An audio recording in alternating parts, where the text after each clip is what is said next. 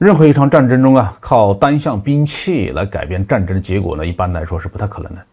美国提供给乌克兰的海马斯却已经被吹嘘成了改变战争胜负的神器。俄军呢可能有些轻敌，没想到自己会在美国人的信息化火箭炮面前吃了这么大亏。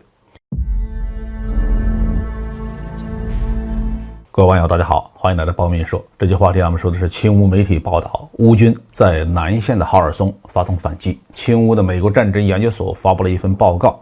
说乌克兰军队已经在哈尔松州南部地区开始反攻。报告呢还提到，俄罗斯在顿巴斯主要战线上的炮击呢是大幅减少，这是由于美国提供的海马斯火箭炮袭击了几十个俄军前线的军火库。任何一场战争中靠单项兵器来改变战争的结果呢，一般来说是不太可能的。美国提供给乌克兰的海马斯却已经被吹嘘成了改变战争胜负的神器。在人类的历史上的确出现过那么几次新一代的武器秘密的投入战场，打了对手一个猝不及防的情况。但是海马斯并不是什么新生事物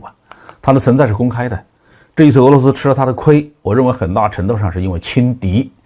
传统上呢，苏联和俄罗斯是火箭炮的大国，至少有3个型号在世界炮兵装备史上被人引为经典。首先就是二战时期的卡秋莎，然后是上个世纪70年代出现的40管122毫米的火箭炮，最后一种就是300毫米的远程火箭炮。俄军呢可能有些轻敌，没想到自己会在美国人的信息化火箭炮面前吃了这么大亏，甚至引起了某些战役层次上的被动。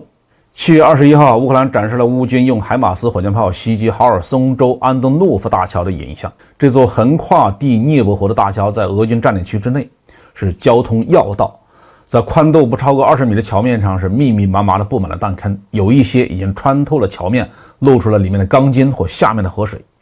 而在上个月，俄军在顿巴斯方向对乌克兰军队进行了炮击，整片田野上布满了弹坑。两相比较这虽然体现了俄军的火力优势，却也可以看出俄军炮兵的命中率不高，实在是低得可怜。在二战时期，这样的精斗成绩可能还算不错，但是到了2022年的今天，这只能体现出俄军的信息化和精确打击能力的严重缺失。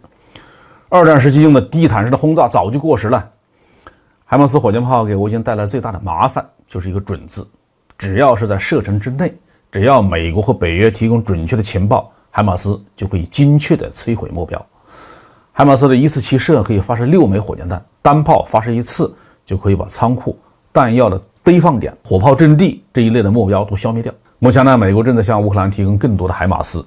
乌军决定利用这些火箭炮以及从西方获得的其他的装甲战斗车辆，首先向南线的哈尔松发起反攻。之所以选择这个方向，是因为俄军在这里兵力相对薄弱，后勤保障比较困难，而且俄军向哈尔松的增援需要穿过克里米亚半岛，交通条件比较恶劣。俄罗斯还非常担心乌克兰会突袭击毁亚速海的大桥，切断克里米亚与俄罗斯本土的联系。哈尔松州纵深只有100多公里，海马斯火箭炮的射程是70到80公里，即使部署在战线后方10公里左右，依然能够对俄军造成很大的威胁。至少俄军战线后方60公里之内都是不安全的，部队集结地、军械和弹药储备库都会遭到攻击。哈尔松州主要城市和工厂距离前线只有50公里，都处在海马斯的射程之内。当然了，这也并不意味着乌克兰军队就可以轻松重振哈尔松了。乌军目前组织程度和训练程度都不好，北约提供的坦克、装甲车辆和其他的武器装备急切之间也难以全部到位。如果没有这些援助，乌军手里的海马斯顶多也就是骚扰一下俄军而已，不可能把俄军赶出哈尔松。一名欧洲官员表示如果乌克兰反击失败，可能会损失惨重，俄军会乘胜追击的。所以乌军也不敢大肆进攻，后续战局发展就看双方能够用多大的强度向哈尔松前线补充部队和武器弹药了。